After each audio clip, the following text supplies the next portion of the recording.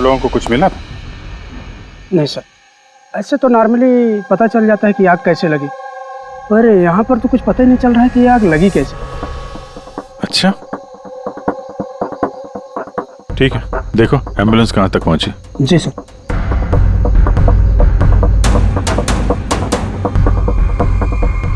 बहुत बुरी तरह से झुलस गया। कमाल है, कुछ पता ही नहीं चल रहा है कि आग कैसे लगी है।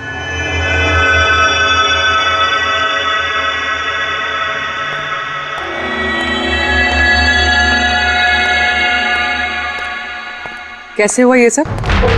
सब कुछ तो बिल्कुल ठीक था, पता नहीं ये आग कहाँ से लग गई। इतने सारे लोगों की बद्दुआएं तो लगेंगी ना। क्या कहा तुमने? पता चला था सर कि दिलीप साहब किसी कोर्ट के केस में फंसे हुए थे। काफी बड़ा चक्कर था, लेकिन अभी कुछ दिन पहले छूट भी गए थे। काफी लोग नाराज भी थे इस बात से। कहीं इसी चक्कर में किसी ने दिलीप को मार तो नहीं दिया? नहीं, कोर्ट ने बरी कर दिया था मेरे पति को, उन्होंने कुछ भी नहीं किया। क्या केस क्या था? 9 साल पहले जीजू के थिएटर में आग लग गई थी, जिसके कारण कुछ लोगों की मौत हो गई थी और सारा इल्जाम जीजू पर आ गया था। ऐसे कैसे हवा में आग लग सकती है? जरूर किसी की प्लानिंग है। किसी पे शक है आप लोगों को? कौन कर सकता है? कोई भी कर सकता है, अनीता भी कर सकती है। कौन कौन अनीता? टोनी की वाइफ, और वो आज यहाँ आई भी थी।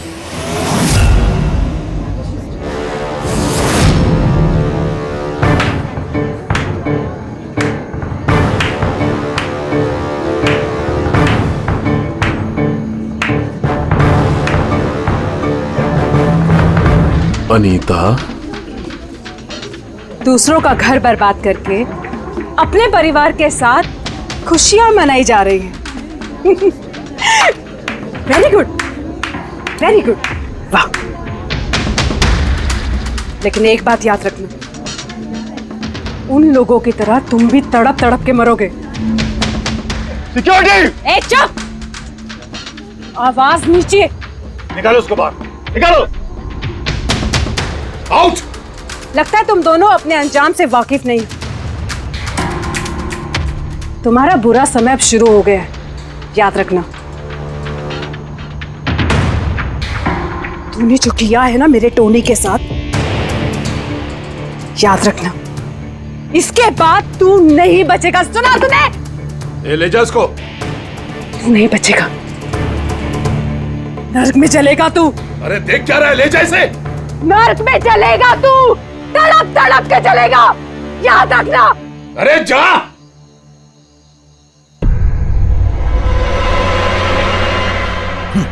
Let's enjoy Rohan. अरे भूल जाओ।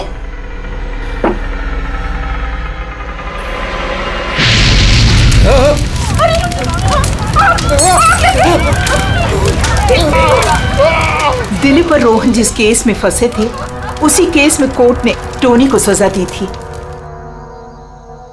अच्छा, किस किस को पता था कि आप लोग यहाँ रेस्टोरेंट में आने वाले हैं? पता नहीं सर। अच्छा, दिलीप जी के आने से पहले इस चेयर के आसपास किसी को देखा था क्या? किसी अनजान आदमी को? नहीं सर, किसी को नहीं देखा सर। ये टेबल किसने रिजर्व किया था? दिलीप जी का फोन आया था, कह रहे थे कि हमारे लिए टेबल रिजर्व रखो। हमेशा यहीं बैठते थे, इसी टेबल इसी चेयर पर, रेगुलर कस्टमर थे हमारे।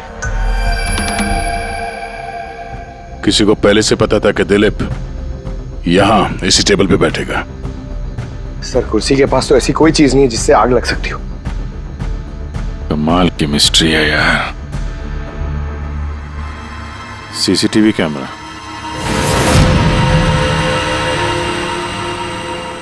इसकी फुटेज से पता चलेगा क्या हुआ था यहाँ पे। ओह माय गॉड, ये सब कैसे हो गया? कौन कर सकता है सब? उसी ने जिसने दिलीप का खून किया, सबूत मिटाने के लिए। तो ऐसे कैसे कोई मॉनिटर रूम में घुसा है? सिक्योरिटी कहाँ है तुम्हारी? सर, इस रूम में सिक्योरिटी की जरूरत ही नहीं है, इससे पहले कभी ऐसा हुआ ही नहीं है। सर, सर मुझे नहीं लगता उसके पास टाइम होगा सीसीटीवी फुटेज डिलीट करने का। सर, उसने बस तोड़फोड़ कर दी है। अगर हम किसी एक्सपर्ट को बुलाते हैं सर तो वो शायद हार्ड डिस्क से रिकवर कर पाए सर।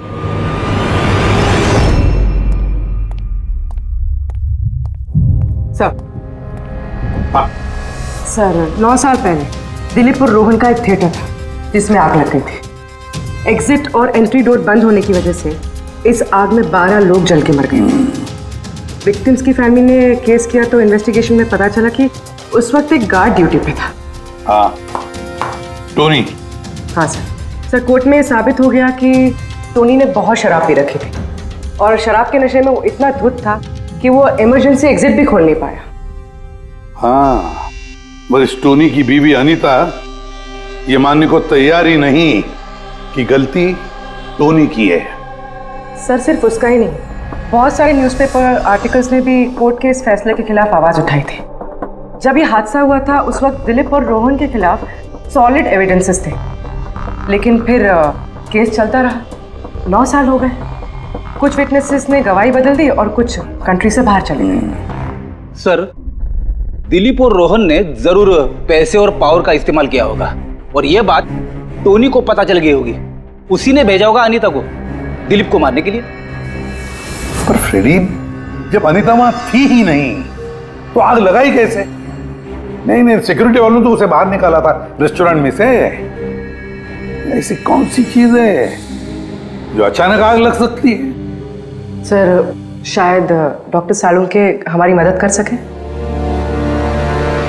या फिर अनीता।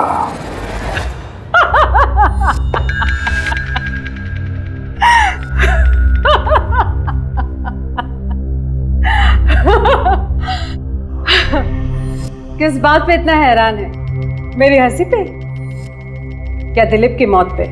दिलीप की मौत पे तुम इतना खुश क्यों हो रही हो? अब मैं खुश नहीं होंगी तो और कौन होगा? कल रात रेस्टोरेंट से निकलने के बाद तुम कहाँ गई थी? जेल, अपने पति से मिलने।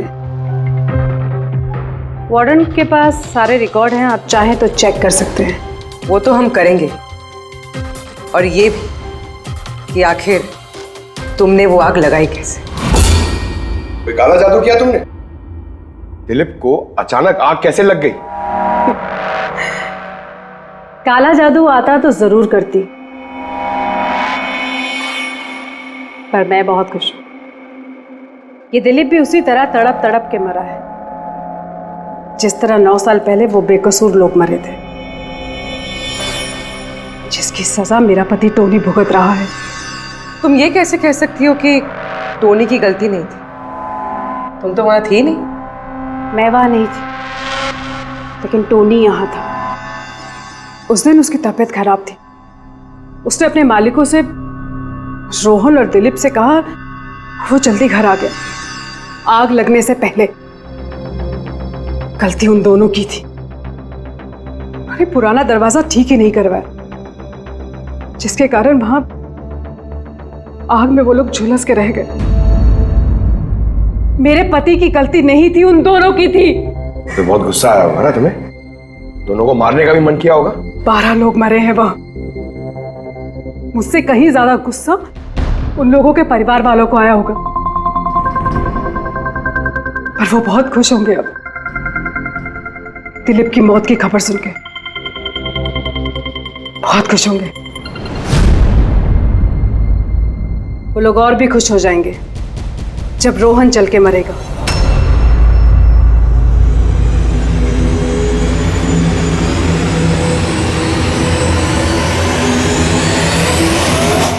सर 42 लोग हैं, उन 12 विक्टिम के करीबी रिश्तेदार और फैमिली वाले। सस्पेक्ट ज्यादा और वक्त कम।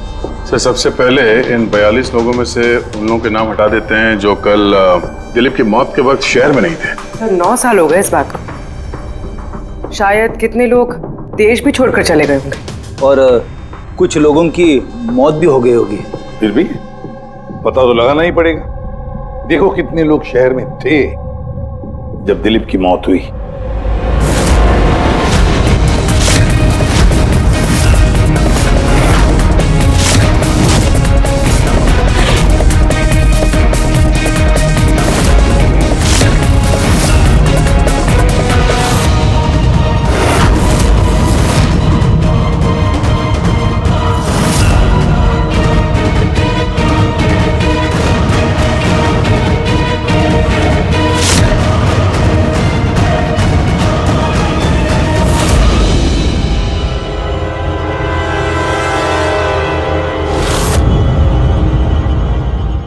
हाँ पंकज, कितने बजे? 27 लोग हैं सर जो उस वक्त शहर में थे और उनके पास दिलीप को मारने की वजह थी। ठीक है, बुलाओ सबको ब्यूरो में, देखते हैं क्या कहानी सुनाते हैं ये लोग अपनी बेगुनाही की। जेम्स, तुम्हारे पिताजी 9 साल पहले थिएटर में लगी आग में जलकर मर गए, है ना? Yes sir. आपके हस्बैंड फिल्म अकेले देखने गए थे? उस दिन मैं बिजी थी, इसलिए वो अकेले ही चले गए। कल रात कहाँ पर थे तुम? सर मैं अपने फ्रेंड्स के साथ था। सर मैं पासपोर्ट ऑफिस गया था। उन दोनों को मैं ऐसे बच के नहीं जाने दूंगी। तो क्या किया तुमने? सोचा कि दिलीप से फेस टू फेस मिलूंगा और उससे पूछूंगा कि तुमने ऐसा क्यों किया। सर उसके बाद मैं अपने फ्रेंड के साथ घर पे गया। मैं अपनी वाइफ के साथ मॉल में था। सर आप मेरे फ्रेंड से पूछ सकते हैं। सर मैं उससे मिलता तो रेस्टोरेंट तक जिंदा नहीं पहुंच पाता। दिलीप को उसके किए की सजा मिल गई। मुझे मालूम चला रेस्टोरेंट से कि दिलीप के साथ क्या हुआ तो दिल को सुकून मिला सर। अब बचा रोहन, उसको भी उसके किए की सजा जरूर मिलेगी।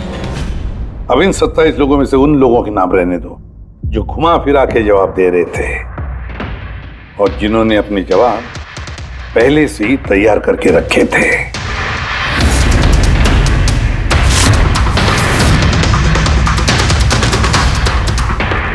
सर अब 15 बजे। अब इन 15 लोगों को उस दिन के बारे में पूछते हैं जब 9 साल पहले थिएटर में आग लगी थी। देखते हैं किसे सबसे ज्यादा गुस्सा आता है, कौन मुंह फेर लेता है। सर मेरा भाई 10वीं पास हो गया था। उसने कहा पार्टी देनी है, दोस्तों को पिक्चर दिखाना है, पैसे दो। सर मैंने वो पैसे उसे दे दिए। काश वो पैसे मुझे उसे देने नहीं चाहिए थे सर। जिसने भी ये किया बहुत अच्छा किया। आज मैं खुश हूं, आज मैं बहुत खुश हूं। कुमार साहब आप यूनिवर्सिटी में फिजिक्स के प्रोफेसर हैं, है ना? Yes sir, head of the department physics. लेकिन मेरे खुद के बेटे को पढ़ाई में कोई इंटरेस्ट नहीं था। बहुत डांटता था मैं उसे, लेकिन अनिकेत के ऊपर कभी कोई फर्क नहीं पड़ा। एक नंबर का बदमाश बन गया था वो।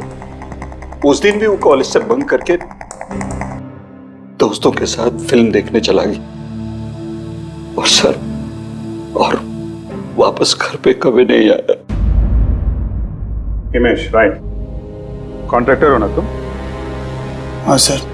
हिमेश, 9 साल पहले तुम अपनी पत्नी के साथ फिल्म देखने गए थे उस थिएटर में। नई शादी हुई थी मेरी, सलोनी के साथ फिल्म देखने के लिए गया था। उसको भूख लगी थी, मैं समोसे लेने के लिए बाहर गया। मैं वापस आया तो देखा वहां के दरवाजे लॉक हो गए थे। वहां अंदर से लोगों के चिल्लाने की आवाज आ रही थी और धुआं निकल रहा था वहां से। मैंने सब दरवाजे खोलने की बहुत कोशिश की। मैंने बहुत कोशिश की। मैं पागलों की तरह दरवाजा को ठोकता रहा, पीटता रहा। सलोनी चिल्लाता रहा, अरे कोई दरवाजा खोल दो यार, सलोनी। लेकिन मैं कुछ नहीं कर सका सर, मैं कुछ नहीं कर सका। अपनी सलोनी को मैं बचा नहीं सका। वहां पे एक गार्ड भी था ना, टोनी, उससे भी दरवाजा नहीं खुला क्या? नहीं था सर। वहां कोई और गार्ड, किसी और को देखा था तुमने? कोई नहीं था सर, कोई नहीं था। मैं 9 साल पहले जो बात कोर्ट में कहा वही आज कह रहा हूं। जब सिनेमा हॉल में आग लगी थी उस वक्त टोनी वहां पर नहीं था सर।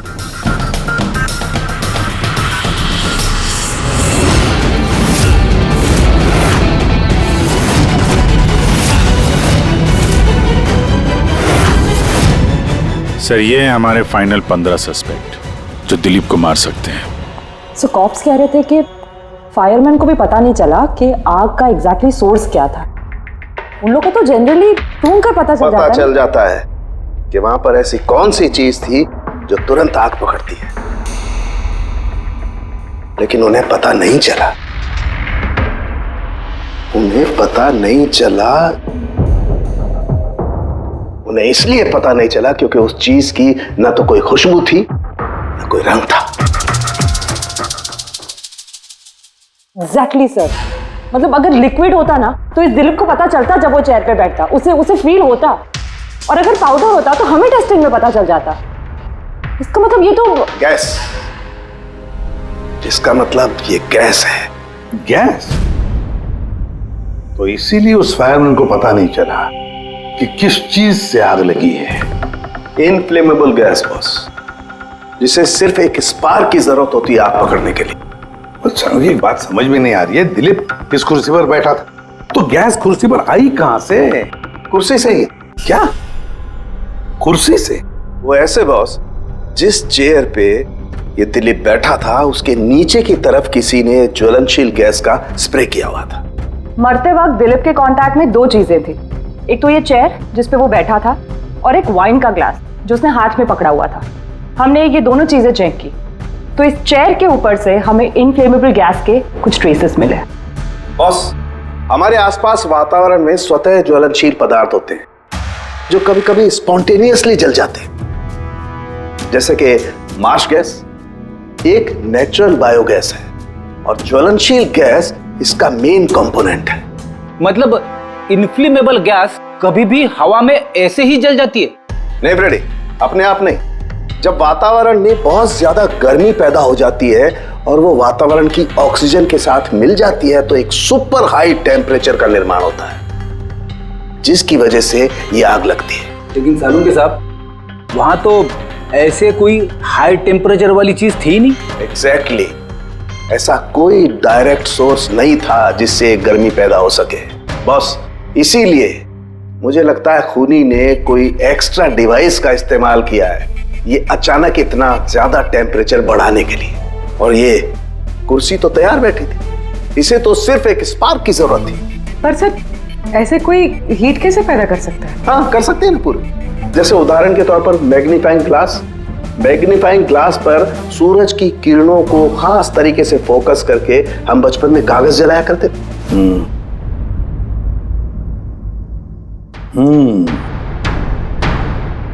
लगता है इस रेस्टोरेंट में फिर से जाना पड़ेगा, पता लगाना पड़ेगा किस चीज से आग लगी है।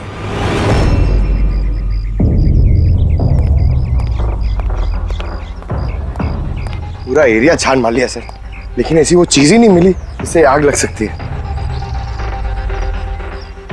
और ये ओपन रेस्टोरेंट है। जब खूनी ने दिलीप के चेयर के नीचे वो इनफ्लेमेबल गैस स्प्रे किया तो किसी ने तो देखा होगा। वही तो, चेयर में अपने आप आग लग गई और दिलीप चल के मर गया। किसी ने कुछ देखा नहीं और ना ही कोई सबूत हमारे सामने आ रहा है। सर, उस डेटा एक्सपर्ट ने सीसीटीवी फुटेज रिकवर कर ली है, आप देख सकते हैं सर। गुड, तुम लोग यार देख लो, तब तक मैं देखता हूँ यहाँ पे कुछ मिलता है क्या। सर, दिलीप और उसकी फैमिली के आने के 15 मिनट के पहले की फुटेज है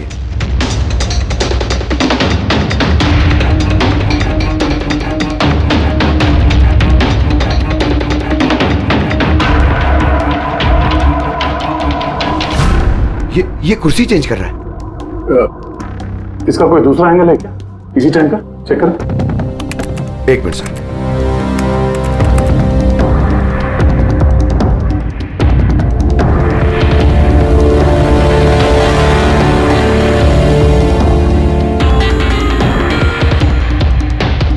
ये कुर्सी के साथ क्या कर रहा है? गैस स्प्रे कर रहा है क्या?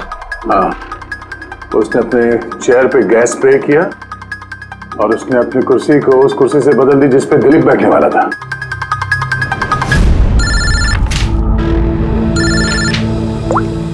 आ गया। अच्छा,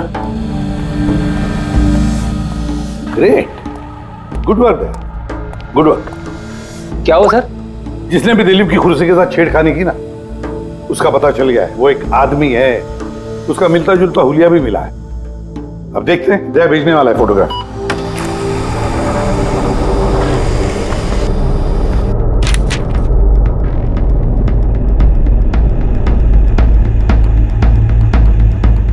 खूनी इन बचे लोगों में से ही कोई एक है, इन्हीं में से एक। और अब इसका अगला शिकार रोहन है।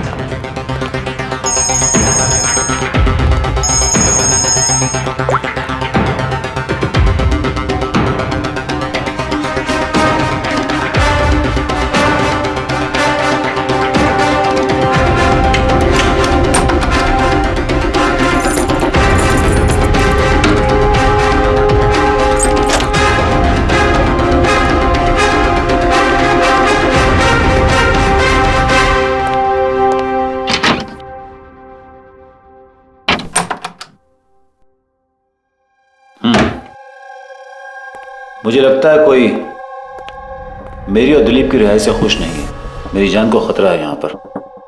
आई will talk to you later, bye. Sir everything is okay. All right, तुम यहीं पर रहना और किसी को भी अंदर मत आने देना। Be alert, okay? Okay sir.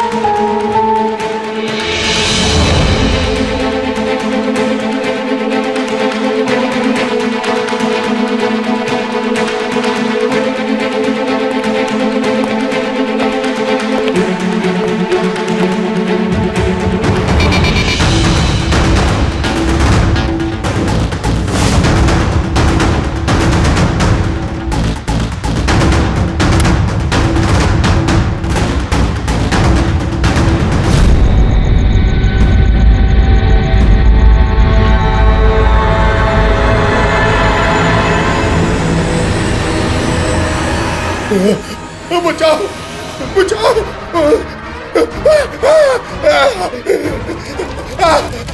बचाओ, परे परे, बचाओ बचाओ, कोई है?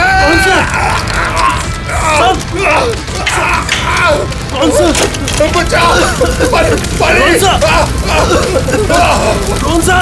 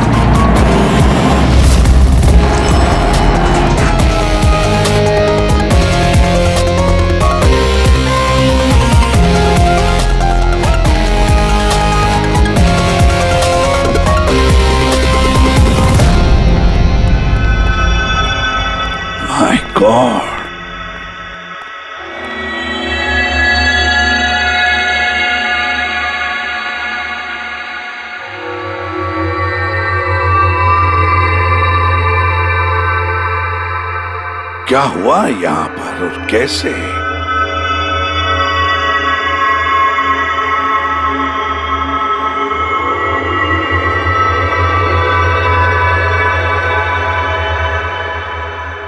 यहाँ पर भी और किसी किस्म की कोई स्मेल नहीं, सिवाय इस जली हुई लाश की बदबू के। यानी ये मर्डर भी इन्फ्लेमेबल गैस से हुआ है? शायद। ये सब हुआ कैसे? हाँ?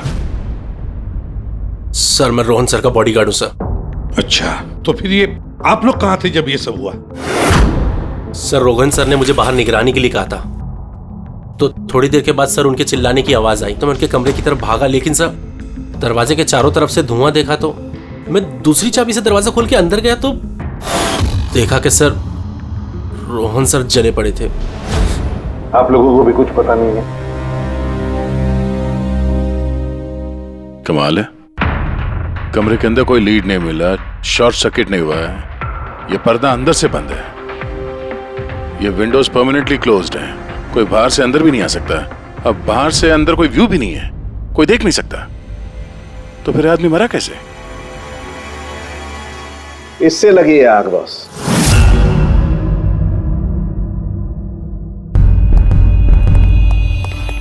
ये इस चीज से ये है क्या सर? फिलामेंट है। फिलामेंट?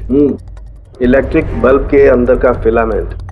और जब इस फिलामेंट में इलेक्ट्रिक करंट पास होता है तो ये गर्म होकर के लाल हो जाता है। बॉस, खूनी ने भी इसी टेक्निक का इस्तेमाल किया है उस ज्वलनशील गैस को जलाने के लिए। पर वहां रेस्टोरेंट में जहां पर दिलीप की मौत हुई थी, वहां पर तो हमें ऐसा कोई फिलामेंट वगैरह नहीं मिला। बॉस, इतनी छोटी सी चीज है, वो खुली जगह है, उड़ गई होगी शायद कहीं, लेकिन यहाँ तो पूरा कमरा बंद है, इसीलिए पलंग के नीचे मिल गया मुझे। लेकिन सर, फिलामेंट से करंट पास होने के लिए वायर्स का कोई ना कोई कनेक्शन तो होना चाहिए ना बेड तक। होगा, यही कहीं होगा जरूर। तो पूरा बेड चेक कर लिया हमने, कमरा चेक कर लिया, ऐसा तो यहाँ पे कुछ भी नहीं मिला सर। दया, वो दरवाजा कैसा? मैनेजर। Yes sir. वो दरवाजा कहाँ खुलता है? सर दूसरा रूम है जो इस रूम से कनेक्टेड है सर। अब वैसे ये रूम सील्ड रहता है, इसे कोई खोलता नहीं सर। खोलो दरवाजा। Yes sir. आइए सर।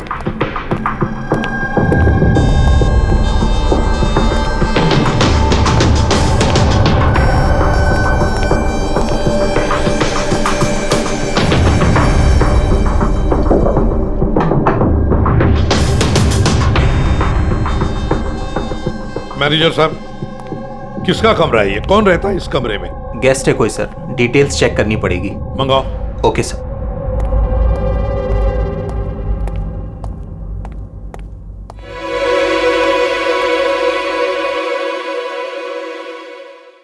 सर, वहां उस कमरे में जो कुछ भी हुआ है सर, वो इसी कमरे से किया गया। लेकिन अगर करंट इस रूम से पास किया गया है तो यहाँ से उस बेड तक कोई ना कोई वायर तो होनी चाहिए ना। और अगर वायर अगर होती तो बॉस रोहन को दिखाई भी देनी चाहिए। हाँ, शायद उसके बॉडीगार्ड ने भी देखा हो। बुलाओ उसके बॉडीगार्ड को। आप आओ यहाँ।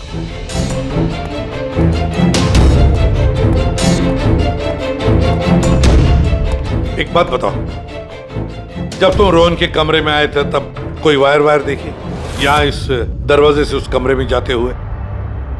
कुछ भी नहीं सर, रोहन सर के रूम के अंदर जाने से पहले मैंने रूम को पूरी तरह से चेक किया था सर, लेकिन वायर जैसी कोई चीज उस रूम में नहीं दिखाई दी। ठीक है, जाओ तुम। जो कुछ भी हो दया, खूनी ने इसी दरवाजे का इस्तेमाल किया।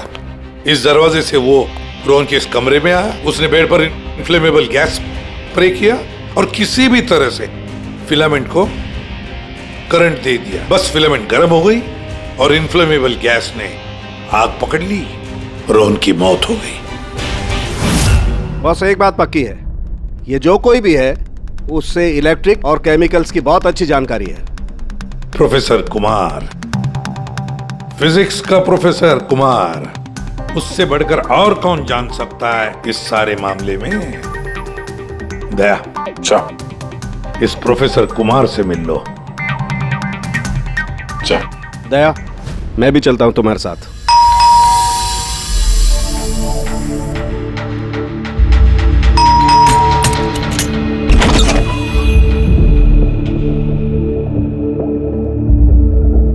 प्रोफेसर कुमार है घर पे? हाँ है, लेकिन आप लोग? सीआईडी। सीआईडी? सब ठीक तो है ना साहब? हाँ, उनसे कुछ पूछताछ करनी है। कहाँ है वो? बाहर बच्चों को पढ़ा रहे हैं, मैं बुला के लाता हूँ। कोई बात नहीं, हम देखते हैं।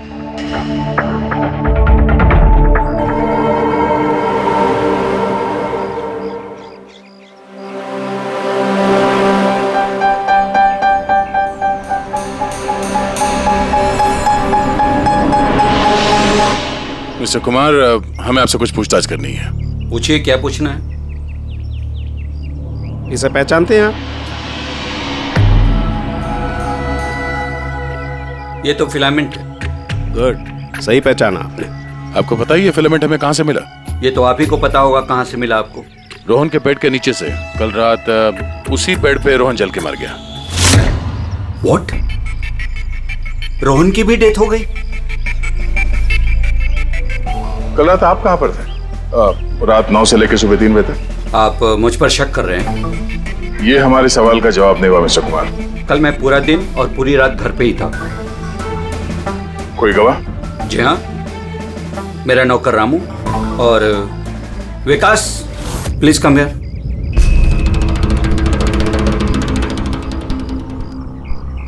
Yes sir. इन्हें बताओ मैं कल कहाँ था। सर हमारे एक्स्ट्रा क्लासेस ले रहे थे यहीं पे सर। कितने बजे से कितने बजे तक? सर शाम के 6 बजे से सुबह के 5:30 बजे तक। सर हमारे एग्जाम आने वाले हैं ना, तो हमने ही सर को रिक्वेस्ट किया था एक्स्ट्रा क्लासेस लेने के लिए। ठीक है सर, तुम जाओ बेटा।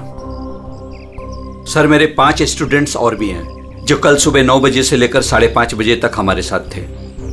कहें तो उनको बुला लूं? ठीक है, अब मैं जा सकता हूं सर, बच्चों को पढ़ाना है। Please please. Thank you.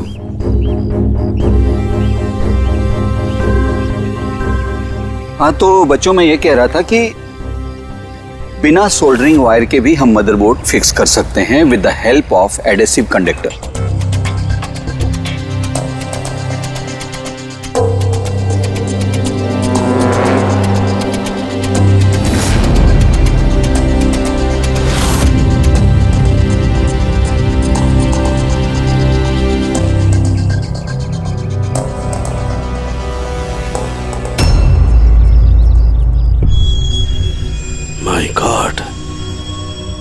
My God यार, ये क्या बात? क्या? अरे यार, ये गलती मुझसे कैसे हो गई? क्या? गॉड, बूढ़ा हो गया हूं मैं, बूढ़ा हो गया हूं मैं। दया, एक काम करो। 1 घंटे बाद फॉरेंसिक लैब में मिलो, कुछ बताऊंगा। 1 घंटे बाद। अरे वो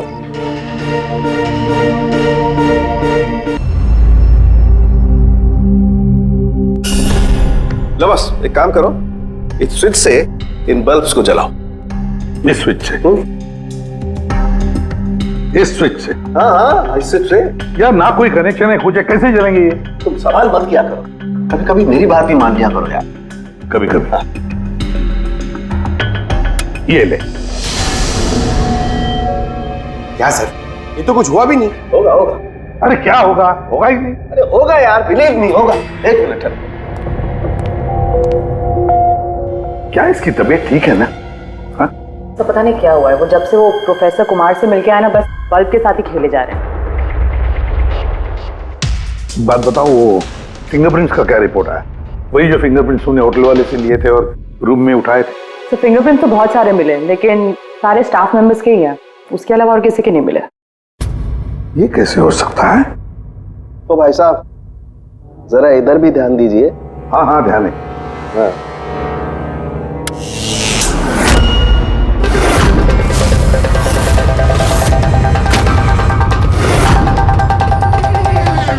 अरे सर, ये बल्ब जलने कैसे लगे? क्या बात है सालूंके साहब, बिना वायर के सारे बल्ब जला दिए। लेकिन सालूंके साहब, ये सब आपने किया कैसे? ठीक वैसे ही हुआ ये फ्रेडी, जैसे कि खूनी ने किया था उस दिलीप की कुर्सी पे और रोहन के बेड पे। जादूगर सालुंखे, जरा साफ साफ बताइए, आपने ये किया कैसे? करंट क्या हवा में से आया? हवा में से नहीं आया बॉस, करंट आया है इलेक्ट्रिक पेंट के जरिए। Electric paint? हाँ, इलेक्ट्रिक पेंट। दरअसल बिजली के जो तार होते हैं वो मेटल के होते हैं, और metal is a good conductor of electricity, इसीलिए करंट उनमें से पास होकर के जाता है। ठीक इसी तरीके से कुछ पेंट भी होते हैं जिन्हें हम इलेक्ट्रिक पेंट कहते हैं, और ये भी गुड कंडक्टर ऑफ इलेक्ट्रिसिटी होते हैं। इनमें से भी इलेक्ट्रिसिटी पास हो सकती है, और कमाल की बात यह है कि ये किसी भी कलर में मिल सकते हैं, जो आसानी से किसी भी बैकग्राउंड में मर्ज भी हो सकते हैं। ओह, इसीलिए हमें होटल रूम में और रेस्टोरेंट में कुछ दिखा नहीं सर। Exactly that. खूनी ने दरअसल होटल के कमरे का और रेस्टोरेंट के फ्लोर का दोनों का कलर इस कलर के साथ मैच किया, इसीलिए हमें दिखाई नहीं दिया। तो ये इलेक्ट्रिक करंट, आई मीन ये जो इलेक्ट्रिक पेंट है, ये आसानी से मिल जाता है? हाँ, मिल जाते हैं।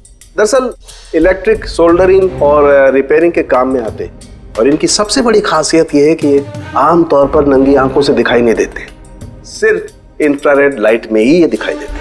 मैं दिखाता हूं।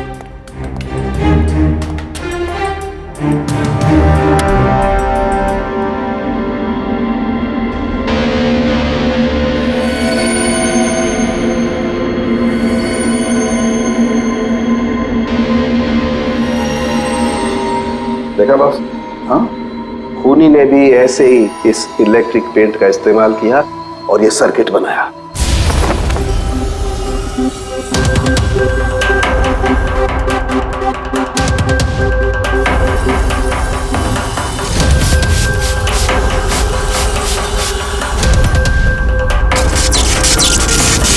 एक बात तो पक्की है, ये जो भी कोई है उसे इन सारी चीजों की पक्की जानकारी है। मगर सर, इनमें से खूनी कौन है? इस प्रोफेसर से तो मिल लिए सर, ये तो नहीं है। ये बंसी? बंसी तो एक क्लर्क है, और मुझे नहीं लगता कि एक क्लर्क को साइंस की इतनी जानकारी होगी।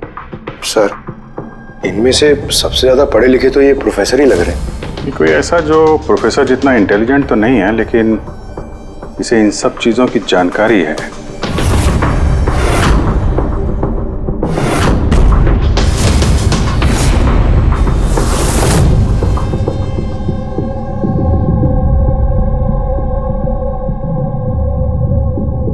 वो ये है अभिजीत, ये है वो। याद है क्या कहा था इसने, ये क्या काम करता?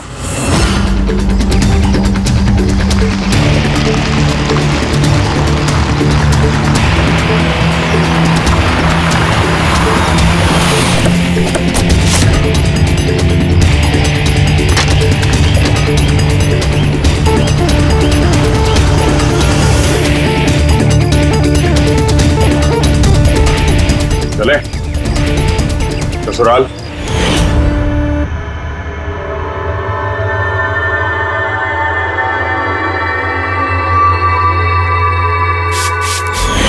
दिलीप और रोहन पर केस हुआ था, लेकिन मुझे मालूम था अपने पैसे और पावर के दम पर वो छूट जाएंगे।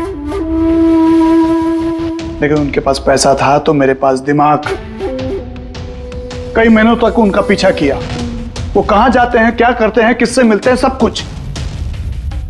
आखिर मैंने दोनों को मारने की तरकीब ढूंढ ही निकाली, इलेक्ट्रिक पेंट्स और सर्किट्स के जरिए।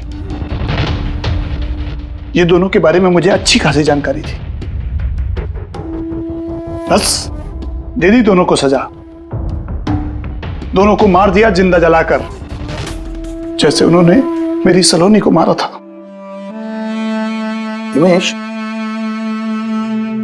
तुम्हारी पत्नी के साथ जो कुछ भी हुआ उसका हम सबको अफसोस है, लेकिन दिलीप और रोहन को मारकर तुम्हें क्या मिला? क्या तुम्हारी पत्नी वापस आ गई? बदले की आग में तुमने 2 लोगों की जानें ली। कानून तुम्हें कभी माफ नहीं करेगा, तुम्हें कड़ी से कड़ी सजा होगी।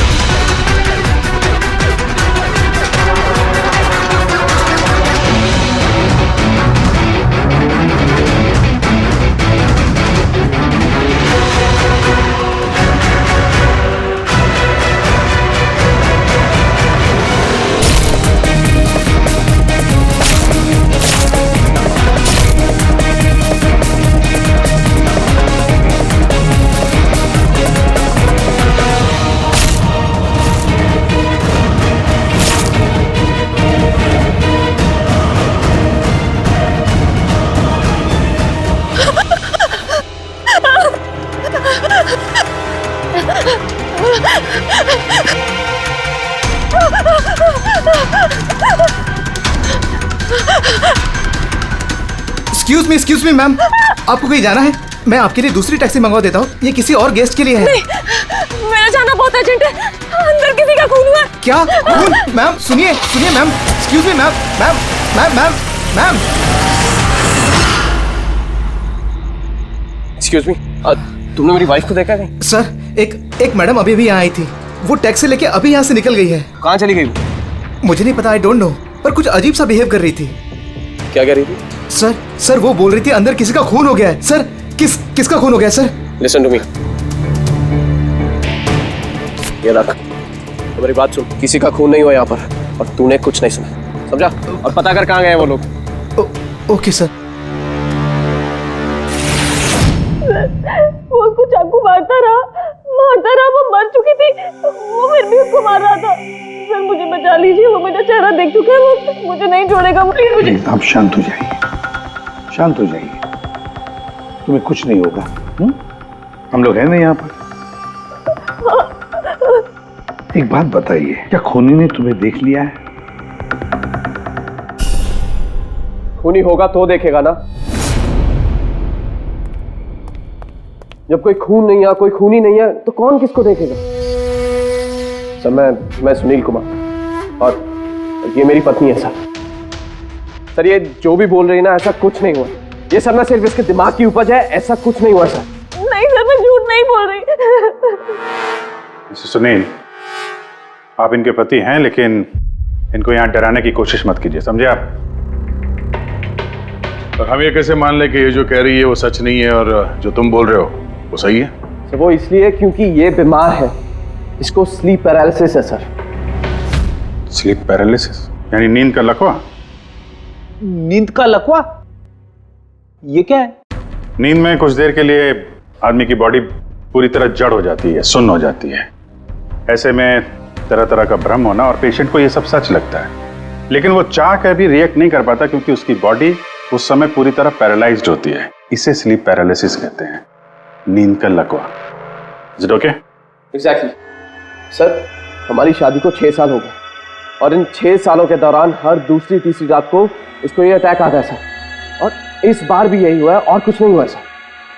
हाँ सर, मानती हूँ मुझे ये बीमारी है, जब भी मेरा माइग्रेन का दर्द बढ़ जाता है तो मुझे चक्कर आने लगते हैं और आंखों के सामने सब कुछ धुंधला दिखाई देता है, लेकिन सर ऐसे मैं सोने की कोशिश करती हूँ बस।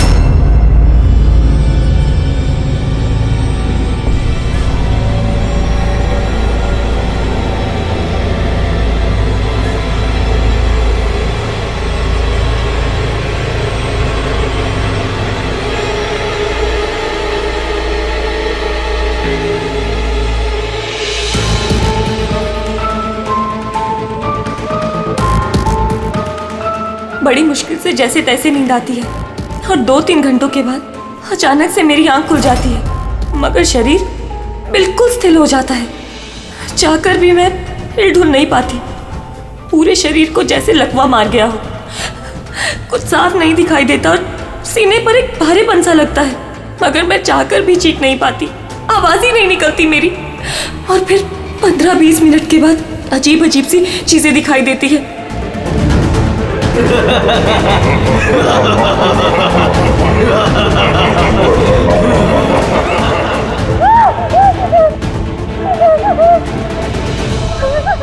आ गया, वो मुझे मार देगा, वो आ गया। कौन आ गया? कोई नहीं, रिलैक्स, बहुत बड़ा चाकू है, वो मुझे मार देगा। किधर? कोई नहीं है, देखो शांत हो जाओ, तुम्हें फिर से अटैक आया, देखो रिलैक्स, कोई नहीं है, शांत हो जाओ, कोई नहीं है, देखो कोई नहीं, मुझे बचा लो, रिलैक्स, तुम्हें फिर से अटैक आया, रिलैक्स हो जाओ, तुम्हें फिर से दौरा पड़ा था, कुछ नहीं। मतलब जो कुछ भी आपको दिखाई देता है वो सब भ्रम है, कोई सच्चाई नहीं है। हाँ, हर बार सच नहीं होता था, लेकिन इस बार सच हुआ। वो मेरा वहम नहीं था सर, मुझे उस लड़की का चेहरा इतना साफ याद है कि मैं उसे कभी भी पहचान सकती हूँ। मुझे कोई शैतान या दानव नहीं दिखाई दिया सर, जैसे हर बार होता था। मैं सच बोल रही हूँ, मैंने वहाँ पर खून होते हुए देखा था। नहीं बोल रही। हाँ, खून हुआ था। खून खून खून, बस कुछ नहीं हुआ वहां पर। सुनील जी चुप रहिए, आप चुप रहिए। खून हुआ है क्या नहीं ये हम पता लगाएंगे। आप दोनों सिर्फ सिलसिलेवार बताओ क्या हुआ था उस रात को, शुरुआत से। सो हम दोनों यहाँ मेरे कजन अभय की शादी अटेंड करने के लिए आए हैं। कल रात अभय और मिताली मतलब उसकी होने वाली वाइफ के लिए कॉकटेल पार्टी थी। अब है मेरी बात ध्यान से सुनो। मिताली की जितने भी प्रॉपर्टीज और बैंक बैलेंस है तेरे शुरू होने से पहले 60% तुम्हारे नाम ट्रांसफर हो जाने चाहिए। इस लड़की पर तुम्हारे प्यार का जो भूत सवार है ना उसे यूज करो बेटा। वेल मिताली, एक बात कहूँ, अभी भी वक्त है, सोच ले। ये अभय तेरे लायक नहीं है। तुम्हें इससे बेटर लड़के मिल सकते हैं। तुम्हें नहीं पता, इसके चर्चे तो पूरे शहर को मालूम है। मैं तुम्हारी शादी इससे इसलिए करा रहा हूँ ताकि तुम्हारी डूबती हुई नैया पार लग जाए। You got it? So be focused please. पता है मुझे क्या करना है। मुझे भी उस साइको से शादी करने का कोई शौक नहीं है। कर रहा हूँ क्योंकि सिर्फ एक ही रास्ता है, इसलिए मुझे मत समझाइए कि क्या करना है। I know what to do. ठीक है? हाय।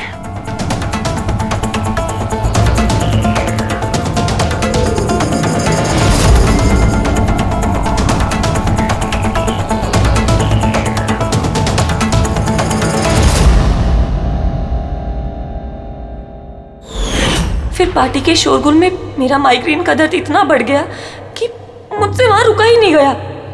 राइमा, क्या हुआ? क्या हुआ? वो माइग्रेन शुरू हो गया। मेरी तबीयत बहुत खराब हो रही है।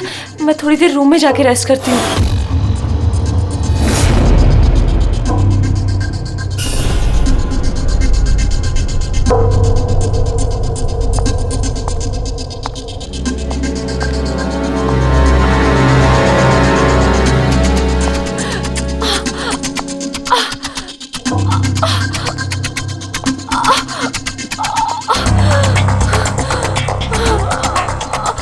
इतनी ज्यादा तकलीफ में थी कि मैंने नोटिस ही नहीं किया कि कमरा मेरा भी है या नहीं।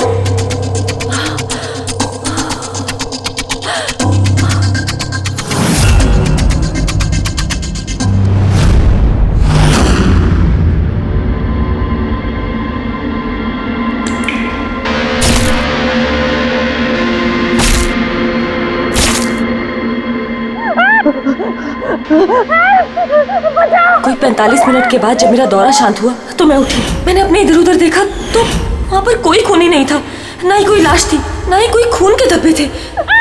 क्या हुआ? वो आदमी उस लड़की को मार के चला गया। तुम्हें फिर से अटैक है? देखो कोई नहीं, देखो। और तुम यहाँ पर क्या कर रही हो? ये हमारा कमरा थोड़ी ना है। अच्छा ये सब छोड़ो, तुम यहाँ पर बैठो। मेरी बात सुनो, तुम यहीं पर रुको, मैं तुम्हें पानी लेके आता हूँ। रिलैक्स। मैं भाग के वापस गया तो राइमा वहां से चली गई और वहां से ये आपके पास आ गया और मैं इसके पीछे यहाँ पर। लेकिन सर एक बात पक्की है, वहां पर कोई खून नहीं हुआ। ये सब इसके दिमाग की उपज है। सुनील जी, जिस तरह से राइमा ने हमें ये सब कुछ बताया ना, उससे नहीं लगता कि ये सब मन घड़न है। जरूर इसमें कोई ना कोई सच्चाई है। सर वो रूम उन रूम्स में था जो हमने शादी के लिए बुक किए और मैंने अपने गेस्ट लिस्ट में चेक कर लिया, ना तो कोई मिसिंग है ना ही किसी का मर्डर हुआ। सर आप इसकी बात को बिल्कुल मत सुनिए। बस उस शादी को आराम से हो जाने दीजिए, वरना जीत अंकल तो बर्बाद हो जाएंगे और इससे ज्यादा मैं तो सड़क पे आ जाऊंगा। सर शादी में कोई प्रॉब्लम नहीं होगी, हम पूछताछ तो करेंगे लेकिन अपनी तरीके से।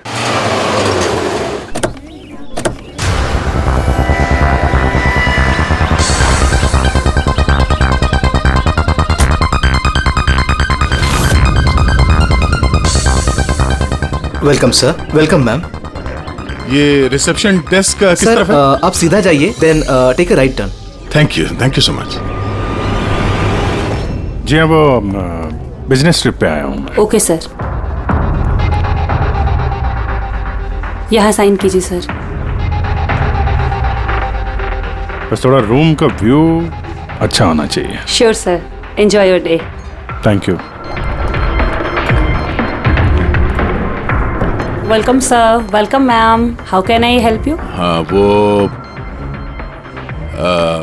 वो हम लोग अभय के वेडिंग के लिए आए थे, तो चेक इन करना था रूम में। ओके सर, आप अपनी डिटेल्स दे दीजिए, मैं आपको रूम की की देती हूँ। Oh sure.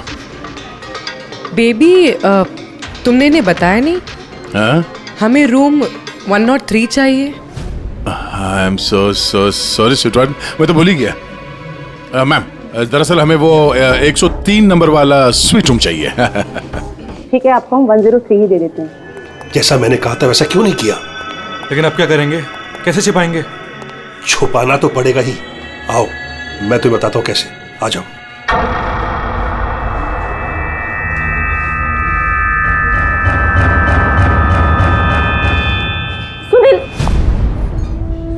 सब कुछ इसी के कारण हुआ। किसी को पता चल गया ना तो पता नहीं क्या होगा। कहाँ थे तुम? चलो मुझे कुछ बात करनी है, आओ।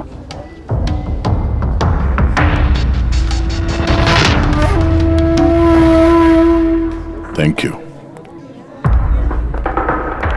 Excuse me. Yes sir.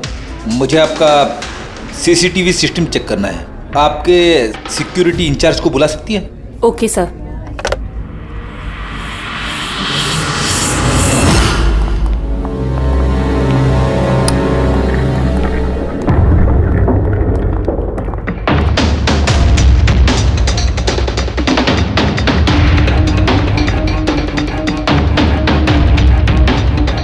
ठीक है, थैंक यू।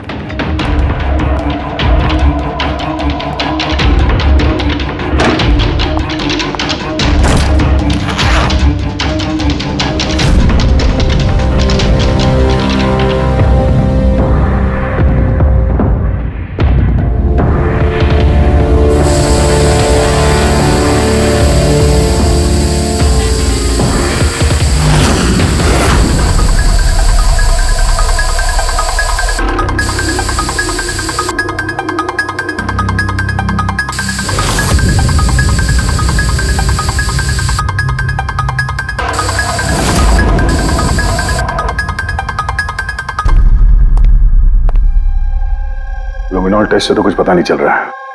ऐसा लगता तो नहीं है कि यहाँ कोई खून हुआ है। सर खूनी ने बहुत अच्छे से सफाई की है। ऐसे कैसे हो सकता है? सर जिस तरह रायमा ने बताया है, कत्ल के वक्त यहाँ पर खून ही खून होना चाहिए। और कितनी भी अच्छे से सफाई की जाए, इस केमिकल से तो खून के धब्बे सामने आ ही जाते हैं। पर यहाँ तो कोई निशान है ही नहीं। कोई निशान नहीं है। सर या तो रायमा को सचमुच में भ्रम हुआ है, या फिर कातिल ने खून की एक भी बूंद कहीं पर गिरने नहीं दी है।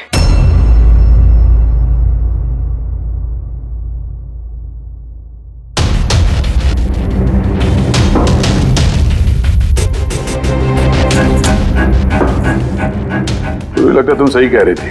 कातिल ने खून की एक भी बूंद गिरने नहीं दी। ये देखो, खून की एक भी बूंद जमीन पे या दीवार पे कहीं भी नहीं गिरी है, क्योंकि कातिल ने पूरे कमरे को प्लास्टिक के शीट से कवर कर दिया था।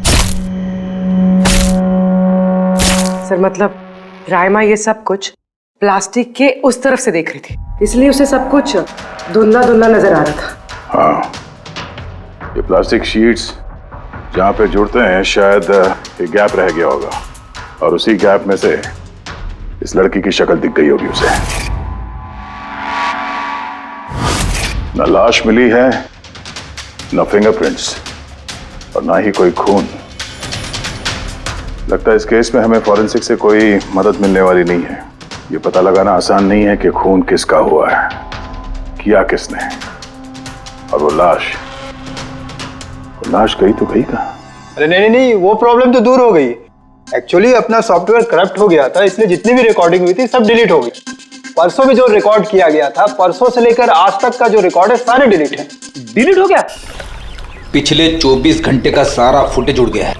खून होने का टाइम रायमा जी ने जो बोला, तब से लेके 24 घंटे तक होटल के अंदर क्या क्या हुआ इसका कुछ पता नहीं है। कमाल है, पहले कमरे को प्लास्टिक से ढक दिया, अब ये सीसीटीवी फुटेज। बहुत शातिर अपराधी है। एक मिनट, तुमने कहा होटल के अंदर का कुछ पता नहीं, और बाहर का? होटल के बाहर सीसीटीवी फुटेज होगा ना? Main gate, garden, parking lawn और होटल के पीछे।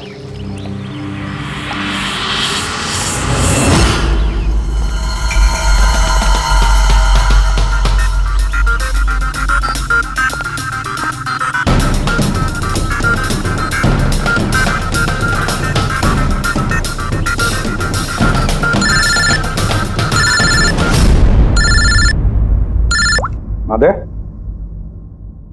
क्या रायमा ने जो देखा वो उसका भ्रम नहीं बल्कि सच्चाई है? किसी का खून हुआ?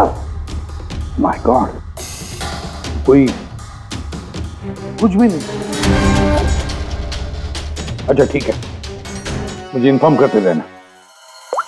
क्या हुआ बॉस, कुछ मिला क्या?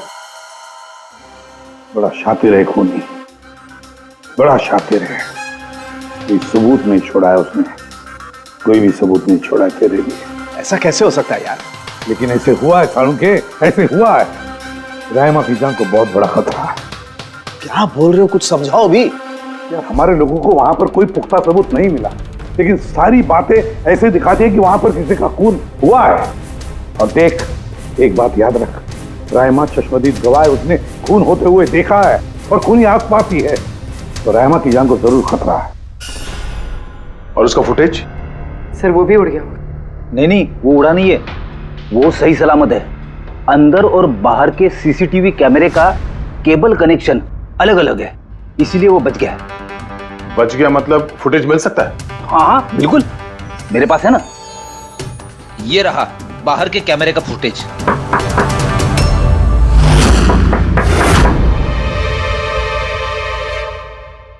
सर, अगर खूनी ने उस पर उस वक्त हमला किया है जब स्लीप पैरालिसिस का दौरा पड़ रहा है, फिर तो वो उंगली भी नहीं हिला पाई होगी। और अगर वो अपनी उंगली हिला पाई तो? कैसे डॉक्टर तारिका? पैरालिसिस तो पूरी बॉडी को हो जाती है। देखो, स्लीप पैरालिसिस को छोड़ दो, नॉर्मली भी जब हम सोते हैं, गहरी नींद में होते हैं, हमें सपने आते हैं, उस वक्त भी हमारी मांसपेशियां सेमी पैरालिटिक स्टेट यानी शिथिलता की अवस्था में होती है। ये सबके साथ होता है। लेकिन बॉस, ऐसे में भी हमारे पेट की, छाती की और गले की मांसपेशियां सबसे ज्यादा शिथिल होती हैं। स्लीप पैरालिसिस में भी ऐसा ही होता है। और ऐसे में जिस व्यक्ति को स्लीप पैरालिसिस की बीमारी है, अगर वो अपने हाथों की उंगलियों पर कंसंट्रेट करे, इन उंगलियों पर ध्यान केंद्रित करे और इन्हें हिलाने की कोशिश करे, मुट्ठी को बंद करे और खोले, तो ये पैरालिसिस स्लीप को भी तोड़ा जा सकता है।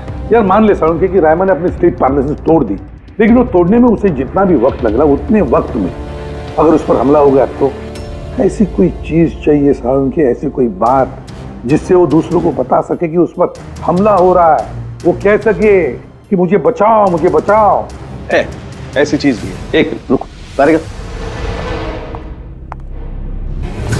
बॉस, ये है अलार्म। रायमा जब अपनी उंगलियों की प्रैक्टिस कर रही होगी अपनी स्लीप पैरालिसिस को तोड़ने के लिए, और जब वो इसको तोड़ लेगी अपने निश्चित समय से भी पहले, तो उसे करना सिर्फ ये है कि इस अलार्म को दबाना है, और ये अलार्म बजने लगेगा। और ये अलार्म दया, पूर्वी और अभिजीत तीनों के मोबाइल फोन से कनेक्टेड है, पता चल जाएगा। और वो लोग उसके पास पहुंच जाएंगे और खूनी को पकड़ लेंगे। सर की अलार्म से खतरा टल सकता है, पर खत्म नहीं होता। खतरा तो तब खत्म होगा जब हम खूनी तक पहले पहुंचेंगे। हम खूनी तक पहले पहुंचेंगे। अब ये अभय का रूम नहीं है? अभय? कौन, वो जिसकी शादी होने वाली है? यस ऑफ कोर्स, उसकी शादी मुझसे होने वाली है। ओहो, और आपको आपके फियांसे का कमरा नहीं पता है? वैसे ये मेरा कमरा है और रिसोर्ट के सारे कमरे शादी वालों ने बुक नहीं किए हैं, और भी लोग रहते हैं यहाँ पे। कॉन्ग्रेचुलेशन। हेलो, कहाँ हो तुम? और ये तो मुझे अभी बता रहे हो? सीरियसली? लोग जो भी करना है जल्दी करो, मेरे पास ज्यादा वक्त नहीं है। और हाँ, मुझे शादी में ना किसी भी तरह की कोई प्रॉब्लम नहीं चाहिए, ठीक है?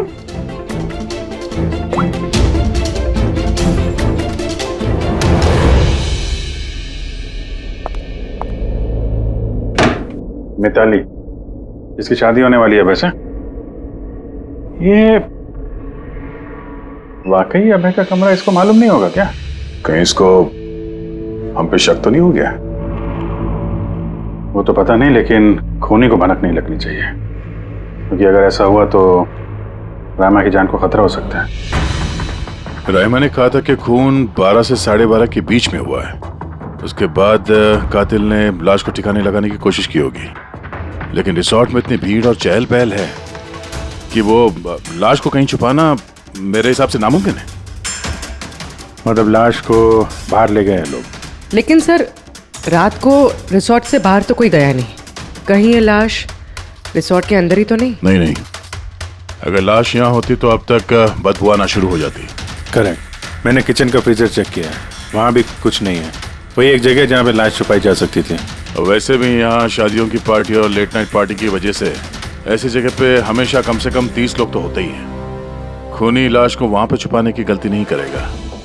सर, कहीं खूनी ने 2 तारीख को लाश के साथ चेकआउट तो नहीं कर लिया? मिस्टर पारितोष, आपके कहने पे मैं ऑलरेडी 3 बार रिकॉर्ड्स चेक कर चुकी हूँ। कोई मिसलीला थी ही नहीं। आपको जरूर कोई गलतफहमी हुई है, वो जरूर कहीं और रुकी होंगी। अब प्लीज कहीं और जाकर चेक कीजिए। मैडम, मैं चेक कर सकता होता तो मैं आपसे रिक्वेस्ट क्यों करता? लीना मेरी दोस्त है और उसका नंबर खो गया मुझसे, मैं क्या करूं? देखिए मैम, मेरा उससे बात करना बहुत जरूरी है। आप समझ रही हैं ना? सर, आप समझ नहीं रहे हैं। किसी एक की डिटेल दूसरे को देना हमारे नियम के खिलाफ है। फिर भी मैं आपकी मदद कर देती, लेकिन मेरे पास उनकी डिटेल्स है ही नहीं सर। अरे ऐसे कैसे नहीं है? डिटेल्स आप रखते हैं ना? कोई कमरा लेने आएगा तो आप उसकी डिटेल्स नहीं रखते हैं? लेते हैं सर, बिल्कुल लेते हैं। तो फिर? लेकिन वो यहाँ रुकी होती तो ना। 1 मिनट, आपको तसल्ली नहीं हो रही है? प्लीज आप खुद से चेक कर लीजिए। अच्छा ठीक है। कहीं रीमा ने मुझसे झूठ तो नहीं बोला? मैं देख लेता। मैम आप एक काम करेंगी, आप हाउस कीपिंग से किसी को बुला के लाइए। मेरा रूम इतना गंदा है, सुबह से मैं कितनी बार कॉल कर चुका हूँ, कोई आने को तैयार नहीं है। ऐसे कैसे हो सकता है? ओके। नहीं, फोन पे, अरे फोन तो मैं 50 बार कर चुका हूँ। आप प्लीज किसी को भेजिए ना प्लीज। ठीक है सर, मैं बुला के लाती हूँ। Thank you ma'am.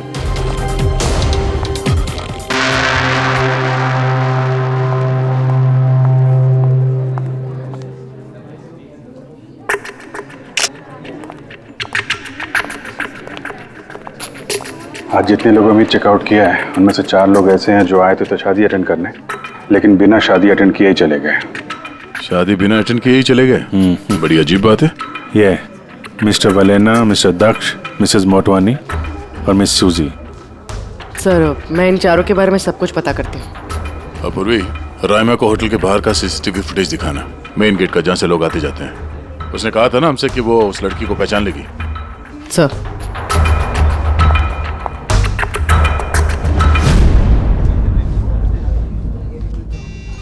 मतलब रायमा ने जो कहा वो सच है क्या? मिसेस सुनील, आप किस बात से ज्यादा परेशान हैं?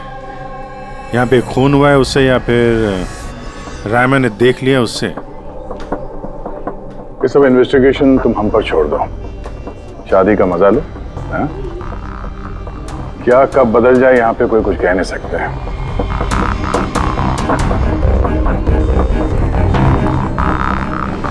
चल भाई चल, अगले फंक्शन के लिए कपड़े रेडी करना है, तेरी हेल्प चाहिए। वैसे लोग कौन थे? तेरे गेस्ट हैं? हाँ, मेरे गेस्ट ही हैं। चल चल चल।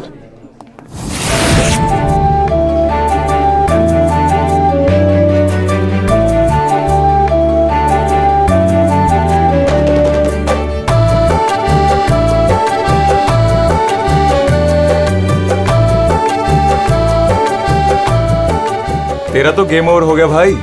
जो तूने गर्लफ्रेंड्स की लाइन लगा रखी थी उसका क्या? अगर मिताली ने सुन लिया ना तो गेम सच में ओवर हो जाएगा। पर भाई मुझे एक बात बता, तू एक लड़की के साथ सारी जिंदगी कैसे बिताएगा? इसके सारे लफड़े हैं ना साइड में चालू हैं। पूछ इससे, कॉकटेल पार्टी में अचानक से कहाँ गायब हो गया था? अबे कहीं गायब नहीं हुआ, मिताली के सामने उठक बैठक लगा रहा होगा। We shut up. मैं डरता वरता नहीं हूँ उससे। You guys just wait and watch. Drink खत्म कर अपनी।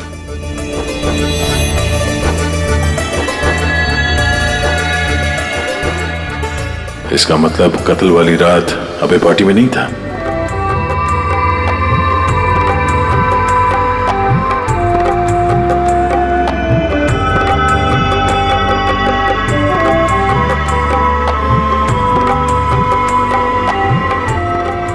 ऐसा क्या कहना चाहता था ये जो रंजित छुपाने की कोशिश कर रहा है? सर, मैडम अभी ठीक है ना? और उस दिन जो मर्डर के बारे में बोल रही थी वो गलतफहमी अभी दूर हो चुकी है ना मैम की? मेरी बात सुन, जो उसको गलतफहमी हुई थी ना वो दूर हो चुकी है। तू भी भूल जा। चल अभी। ओके। अच्छा हुआ कि राइमा माइग्रेन की वजह से अपने कमरे में सो गई है। मौका अच्छा है, अब कुछ ना कुछ तो करना पड़ेगा।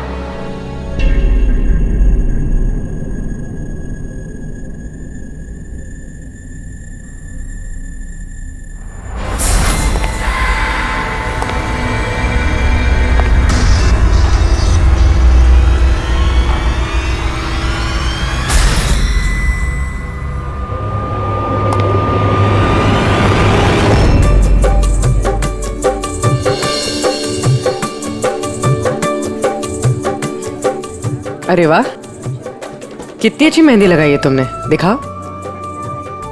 बहुत अच्छी लग रही है। Thank you. All thanks to Alia. Mitali, sweetheart, मुझे तुमसे कुछ बात करनी है। Excuse me. एक सेकेंड। मिताली और अभय की जोड़ी कितनी अच्छी है ना, परफेक्ट कपल। Perfect couple. हाँ, अभय दिल पे आशिक है और ये सन की साइको। बिल्कुल एक दूसरे के लिए ही बने हैं।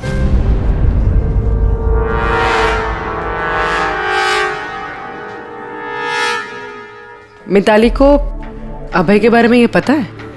पागल है वो अभय के लिए। उसको पाने के लिए वो किसी भी हद तक जा सकती है। अगर जरूरत पड़े तो किसी को मार भी सकती है।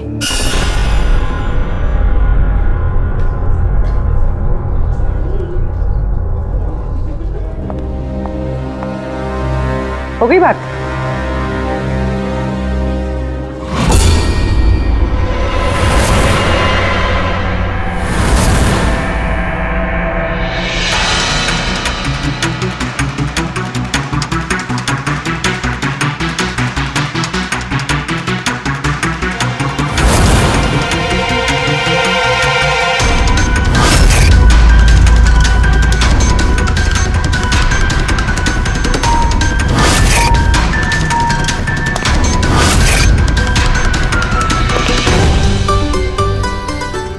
अरे खाली हो गया क्या? अरे नहीं साहब, रिफिल ही करने जा रहा था। अरे यार, ये दूल्हा जो है ये तो बड़ा बहक रहा है। क्या मिस्टर नितिन और वो रंजीत रोकते नहीं है क्या? सुना है कॉकटेल पार्टी में भी बहुत हंगामा किया। उस दिन तो हादी हो गई थी सर। अच्छा, उस दिन भी नहीं रोका इसको? नहीं साहब, कोई बोलने वाला था ही नहीं। रंजीत साहब तो खुद ही 11 बजे के बाद आते पार्टी में, और उनके बेटे अपनी बीवी को तलाश कर रहे थे। बाहर जा रहे थे, अंदर आ रहे थे, कोई बोलने वाला था ही नहीं साहब। अच्छा, मतलब खाली दुल्हन ही थी पार्टी में? सर वो तो दूल्हे के पीछे पीछे घूम रही थी। सर, इस रिसोर्ट में कई शादियां हुई हैं, लेकिन ऐसी शादी कभी नहीं देखी। अरे हाँ साहब। अरे यार, तुम खाने को लाना यार। अभी लाया साहब।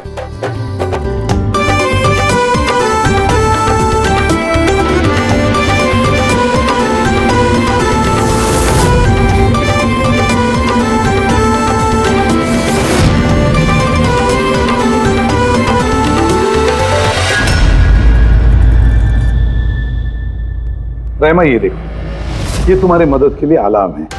जैसे तुम इस बटन को दबाओगी, दया, पूर्वी और अभिजीत के पास जो फोन है उस पर अलार्म बजेगा और वो लोग तुरंत तुम्हारी मदद के लिए वहां पहुंच जाएंगे। जी। लेकिन जब तुम्हें स्लीप पैरालिसिस हो, अपने हाथों की और पैरों की उंगलियों को हिलाने की कोशिश करना, क्योंकि सबसे कम असर स्लीप पैरालिसिस का हमारे हाथों की और पैरों की उंगलियों पर होता है।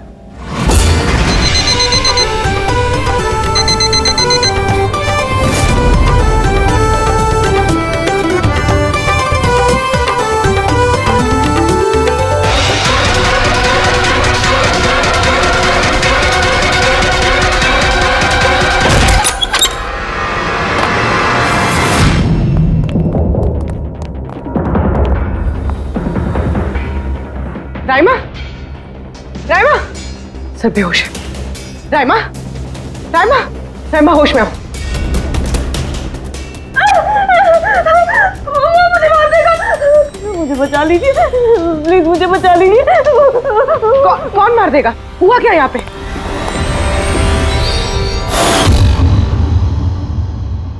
क्यों मिस्टर सुनील, क्या कहना है आप? अब तुम्हें इसकी बात पे विश्वास हो रहा है या अभी तुम्हें अपनी ताऊ जी की रेपुटेशन की फिक्र है? अब मैं क्या ही बोलूं सर, सली है कि ये जिंदा है। अच्छा, वैसे आप यहाँ आए कैसे? पार्टी तो नीचे चल रही थी, हाँ?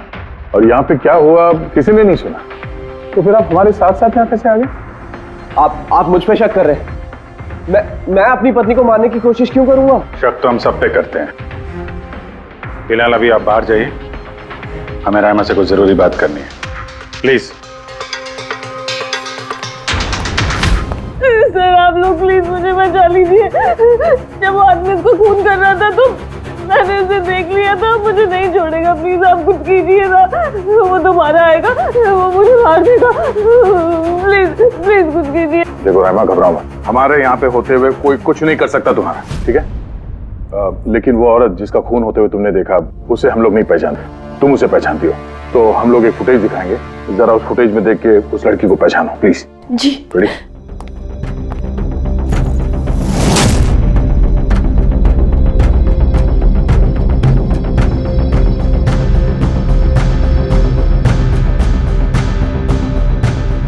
सर यही लड़की थी, वो इसी का खून हुआ था, पक्का ये वही लड़की थी।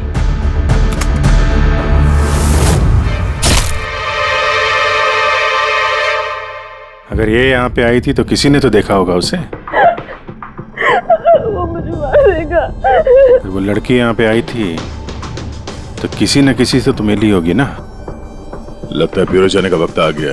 वो 4 लोग जो शादी अटेंड करने आए थे और अटेंड किए बिना ही चले गए, जरा उनसे भी पूछताछ कर लेते हैं। सर मिस्टर वलेना, ये अभय का मैनेजर, ये जरूरी काम छोड़कर आया था शादी अटेंड करने के लिए, लेकिन बीच में ही वापस चले गए। एक तो इन्हें रिसोर्ट की कार ने एयरपोर्ट छोड़ा, दूसरा इनके पास एक छोटा सूटकेस था जिसमें 5.5 फीट की लाश तो नहीं आ सकती थी। दूसरा सर, ये मिसेस मोटवानी और ये मिस सूजी मिताली की लीगल टीम से हैं सर। इन्हें भी किसी ज़रूरी काम से शादी के बीच में जाना पड़ा। ये भी रिसोर्ट की कार में ही गई हैं। एक सूटकेस था और बाकी इनका अपना अपना बैग। और इसमें भी 5 फीट 6 इंच की लाश तो नहीं आ सकती। और ये लोग वापस शादी अटेंड करने आ भी रहे हैं सर। ये चौथे का दिखाना जरा।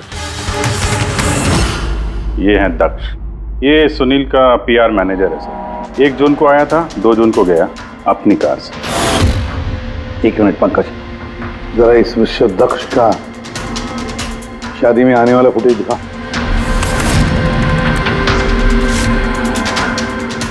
ओके, और अब इसके जाने का वीडियो दिखा।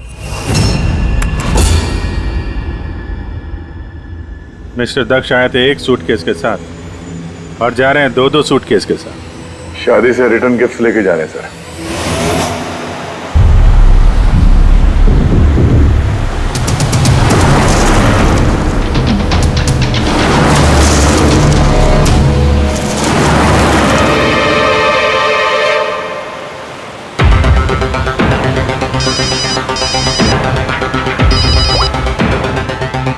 हेलो, अभय के शादी से जो सूटकेस लाया था वो कहाँ छुपाया है?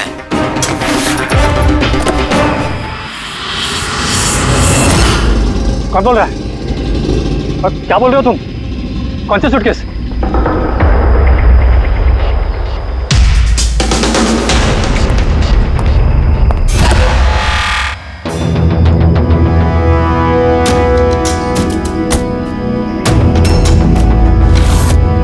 क्यों? सूटकेस के बारे में तुम यहीं बताओगे या कहीं और अच्छे से खातिरदारी करे तुम्हारी? क्यों?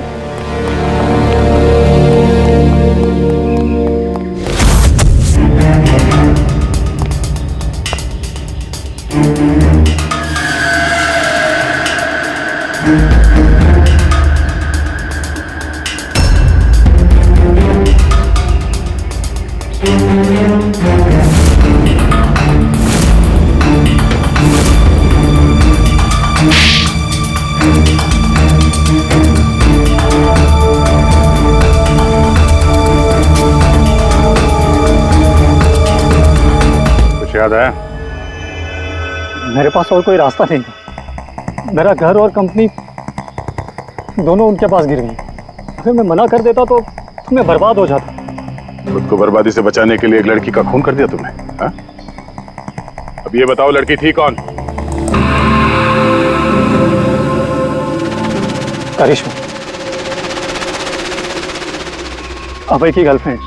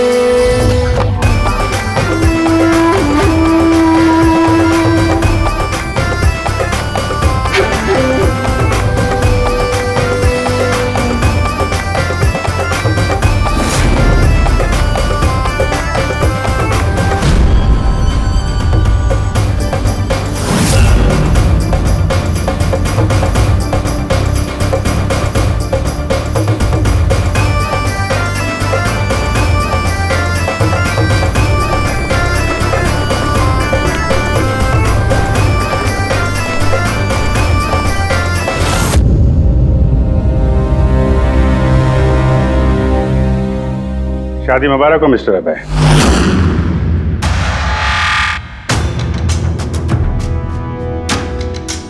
आपके लिए कुछ तोहफे लेकर आए हैं, ऐसे तोहफे जिनके बगैर ये शादी पूरी हो ही नहीं सकती।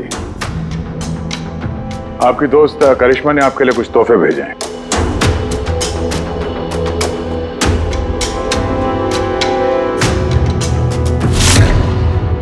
करिश्मा याद आया?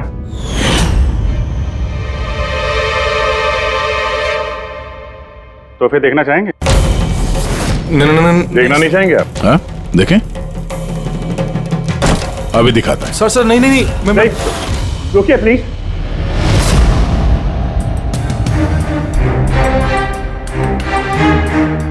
क्या हुआ मिस्टर रंजीत?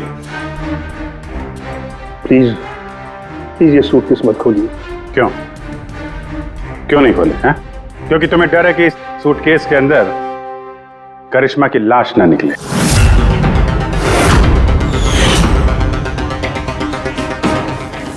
वही करिश्मा जिसे तुमने और दक्ष ने मिलकर मारा, फिर ऐसे ही सूटकेस में भर के उसके लाश के टुकड़े टुकड़े किए और बाहर ठिकाने लगा दिए।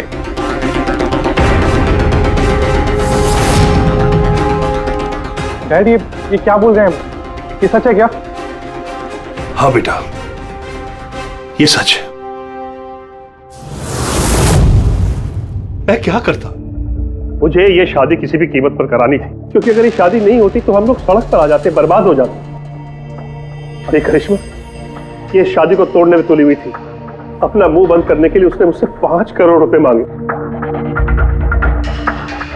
सच में अगर मेरे पास होते तो मैं दे भी देता, लेकिन नहीं थे मेरे पास।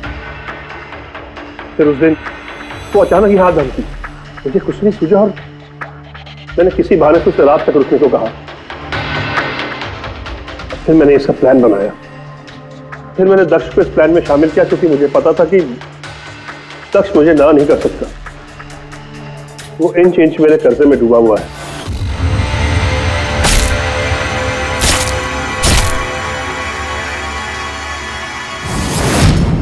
सब कुछ ठीक चल रहा था, सब कुछ हो गया था, फिर पता नहीं अचानक ये कहां से आ गई। इसने आकर अचानक सब कुछ देख लिया।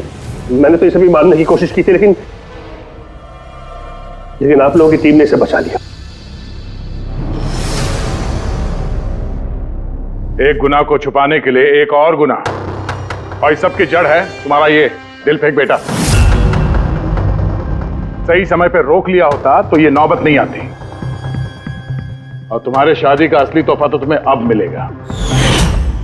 एक हत्या और एक हत्या करने की कोशिश के जुर्म में तुम दोनों बाप बेटे जेल जाओगे।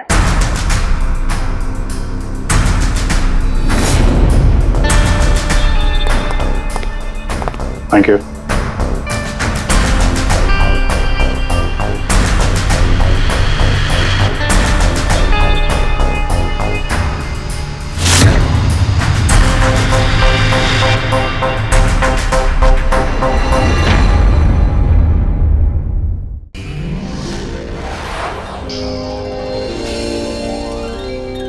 CID के और भी मजेदार और सस्पेंस से जुड़े एपिसोड्स को देखने के लिए हमारे चैनल को सब्सक्राइब करें और बेल आइकॉन दबाना ना भूलें।